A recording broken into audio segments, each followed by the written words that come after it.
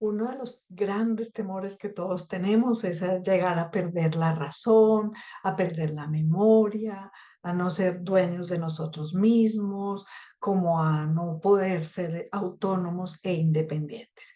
Y todos empezamos desde temprana edad a decir, ay Dios mío, ¿qué tal? Se me olvidó tal cosa, ¿será que es que tengo Alzheimer? ¿Y qué tal que me da Alzheimer? Y es que en mi familia ha habido tales situaciones de Alzheimer o de demencia, etcétera, etcétera. Y entonces se llena uno de una cantidad de temores. eh, y lo que es más importante es que miremos más bien cuáles son los factores que sí generan riesgo y qué es lo que sí podemos hacer para disminuir esos riesgos. Entonces, primero empecemos porque todos los trastornos neurocognitivos mayores, o sea, los que generan ese deterioro donde se van perdiendo la memoria, las funciones mentales superiores, atención, concentración, coordinación, la capacidad de orientarse, de reconocer a otros, de tomar decisiones, etcétera, eh, pues son unos trastornos específicos, no todos tienen que ver con un tema de herencia, por ejemplo, el Alzheimer que tiene que ver con la genética es solo el 1%, o sea que hay muchos factores que pueden incidir para que se presente un trastorno de estos. Hay distintos trastornos de neurocognitivos, o sea, que alteran la memoria. El más frecuente es la enfermedad de Alzheimer y el siguiente, digamos, en orden de frecuencia es el trastorno neurocognitivo vascular, o sea, las demencias que se dan por alteraciones en los vasos sanguíneos, habitualmente porque la persona ha sufrido hipertensión, colesterol alto, etcétera, etcétera. Hay distintas otras enfermedades ya menos frecuentes, pero no, estas dos que menciono pues no son las únicas. Eh, Habitualmente estas patologías empiezan después de los 60 años, entonces también pues hay que tener en cuenta como esta etapa de la vida, que antes de los 60 pues es poco probable que se presente una situación de estas. Pero antes de los 60 sí es donde cultivamos nuestra salud, donde estamos haciendo todo para disminuir los riesgos y prevenir cualquier enfermedad, no solamente un deterioro neurocognitivo. Y después de los 60 no quiere decir que uno ya no pueda hacer cosas para prevenir. Obviamente todavía podemos seguir siempre haciendo cosas, pero digamos que gran parte de los recursos que tenemos, pues los tenemos en esos primeros años de vida. Muchas de las causas que generan riesgos para un trastorno neurocognitivo son prevenibles, o sea que sí están como en nuestras manos. Una de estas tiene que ver con el colesterol alto. ¿Por qué? Porque cuando tenemos un colesterol muy alto se van tapando los vasos sanguíneos, el flujo de sangre no va a estar pasando fácilmente y entonces los tejidos no van a recibir bien la sangre. Y si uno de esos tejidos es el cerebro, entonces ahí crónicamente va a haber como ese cambio, digamos, de las funciones del cerebro por no estar recibiendo bien la sangre y el oxígeno. Otro factor, pues, es la obesidad, porque la obesidad, pues, va a asociarse con todos los cambios de más riesgo cardiovascular, de hipertensión, también de subida del colesterol, de disminución de la capacidad de hacer ejercicio y demás. Entonces, pues, también hay que tener en mente esto. Y no se trata de que estemos hablando de gordofobia y que es que las personas no tienen derecho, no, todos tenemos derecho a vivir y a estar en este planeta con las características y circunstancias que cada uno de nosotros tiene, pero también uno de nuestros derechos es al autocuidado. Y el autocuidado es buscar tener la mejor salud posible que podamos tener, más allá de cuánto se pese o no, de todas maneras es el peso más saludable y estándar que podamos tener. Si podemos estar por debajo del rango de la obesidad, pues sería el óptimo.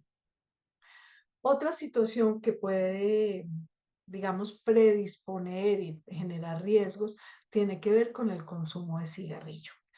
Entonces, ojo porque pues digamos que siempre hemos pensado en el cigarrillo alrededor del cáncer y ya tenemos pues muy clara esa asociación, pero el cigarrillo también es un factor de riesgo para, pues, para ir lesionando nuestro cerebro. Y otra que, como siempre digo yo, que no es muy popular cuando yo lo nombro, pues que es el consumo de alcohol. Y digo que no es muy popular porque pues obviamente es un factor que está presente en nuestras vidas, que nos cuesta mucho trabajo como pensar en celebrar sin alcohol, pensar en un paseo sin alcohol, pensar en reunirnos sin alcohol. Y bueno, si tuviéramos algo que fuera muy ocasional y muy limitado, pues probablemente los riesgos no serían tantos. Pero es que a veces esto ya es muy continuo y se ha vuelto como muy necesario y sin medida. Y no olvidemos que el alcohol es un veneno y es un tóxico para todo nuestro cuerpo, pero en especial para nuestro cerebro. Y como siempre digo yo, bueno, ¿por qué cuando algo nos dice que, ay, que puede dañar el hígado, el páncreas? Bueno, ahí como que sí nos asustamos. Entonces, si el alcohol ya nos empieza a dañar el hígado, lo cual ya es muy grave, como que le paramos bolas, ahí sí va a tocar bajarle. Pero cuando es al cerebro, como que, ay, como no tenemos una enzima del cerebro, como con las enzimas del hígado que empiezan a subirse, que nos diga, ah, sí, se está lesionando, entonces como que nos parece que es que tal vez no es tan grave, que tal vez como que no le paremos bolas al asunto. Entonces fíjense que ahí vamos nombrando unos factores que son de alto riesgo para generar daño celular y que esto se va a ir asociando con más riesgo hacia todo el tema de alteraciones del cerebro y de funciones y de alterar las funciones cognitivas superiores, entonces con el riesgo de generar un deterioro. Y entonces, ¿qué podemos hacer? Bueno, lo más importante es que si hay unas actividades que están muy en nuestras manos, pues primero, alcohol y cigarrillo, pues dejarlos de lado. Otra que me encanta y que es de las más valiosas e importantes es el contacto social. Estar interactuando, conversando, exponiendo la idea, recibiendo nuevos estímulos, haciendo cosas diferentes en compañía de otros, recibiendo abrazos, recibiendo afecto, dando afecto. Estos de los factores más importantes que tenemos tan a mano, tan cotidiano, tan gratuito, para disminuir tantos riesgos de enfermedades, pero bueno, estamos hablando de todo lo que tiene que ver con el cerebro, porque es que el cerebro también es muy sabio e identifica lo que lo abraza y lo protege. Y una de esas cosas claves es la interacción humana, porque como todos sabemos, el ser humano es un ser social. Y esa interacción, pues ideal que sea física, ¿no? Que nos veamos, que conversemos, que estemos cerca, que nos abracemos. Pero en su defecto, en el peor de los escenarios, si esa no es tan posible, bueno, entonces aprovechemos los escenarios que tenemos alrededor de la tecnología. Pero pues que esta sea más como un plan B. Otra actividad pues súper clave que tenemos es la actividad física. Esa está completamente demostrada su correlación de cómo genera un beneficio para el cerebro, para su oxigenación, para el funcionamiento químico y eléctrico y cómo es definitivamente un factor que disminuye el riesgo de deterioro. Otro factor importante pues es el aprendizaje, el estar aprendiendo cosas, de las personas que aprenden nuevas palabras, nuevos idiomas, a tocar un instrumento, hacer cosas distintas, hacer manualidades. Todo esto va a estar generando conexiones cerebrales, interacciones, allá hay sinapsis que van a proteger y van a mejorar eso que es la reserva cognitiva para que no tengamos tanto riesgo hacia ese tema del deterioro. Definitivamente, pues la alimentación, que no me voy a meter ahí a dar muchos detalles porque hay personas muy expertas, pero ojo también, seamos cautelosos porque así como hay gente muy experta y muy seria que nos da una información muy útil, también hay una cantidad de gurús pues que no están siendo serios, entonces seamos muy cautelosos de quien nos da toda la información alrededor de la alimentación.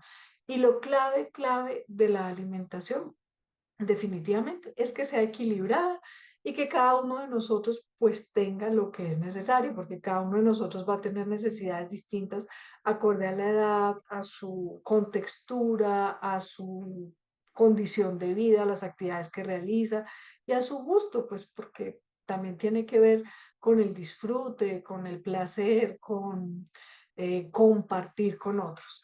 Entonces, bueno, también dentro de la alimentación pues tener ese balance, ese equilibrio y eso que sea lo particular para cada uno de nosotros. Definitivamente, fíjense entonces que más allá de quedarnos como con la angustia de será que me va a dar y será que voy a tener el día de mañana un Alzheimer o ya me está empezando, pues eso no lo sabemos. Mejor que ni tengamos esa información, porque es una información que como hoy no hay una cura en este momento pues clara para la enfermedad, ¿para qué entramos en una angustia de esas? Es más bien trabajemos en lo que sí está en nuestras manos, que es trabajar en la prevención, y fíjense que son hábitos de vida pues absolutamente llevaderos, sostenibles y que bueno, no solamente nos van a colaborar para la parte cognitiva, sino pues que son hábitos para nuestra salud integral y para nuestra longevidad y para protegernos en todos los sentidos y tener una buena calidad de vida. Entonces, pues sigamos este proceso de cuidarnos, de estar atentos a lo que está en nuestras manos, de dejar más de lado aquello que nos genera riesgos. Hay un ítem que también es importante a tener en mente y es toda la parte que tiene que ver con la visión y la audición, que es normal que hacia los 50 años empiece a haber algunos cambios y de ahí para adelante cierta disminución de esas funciones. Siempre es importante que actuemos en coherencia, porque a veces no, qué pena las gafas, no, qué pena el audífono, etcétera, etcétera. Y eso hace que tener limitaciones visuales o auditivas nos empieza a alejar, nos empieza a apartar de nuestro entorno, nos empieza a generar menos contacto con los otros, a no estar como tan inmersos en la información, a no sentirnos capaces de poder entender e interactuar. Entonces es fundamental que siempre se tome pues las medidas necesarias cuando se empieza a dar esta disminución a nivel de la visión y la audición, también para podernos proteger y disminuir los riesgos de deterioro cognitivo.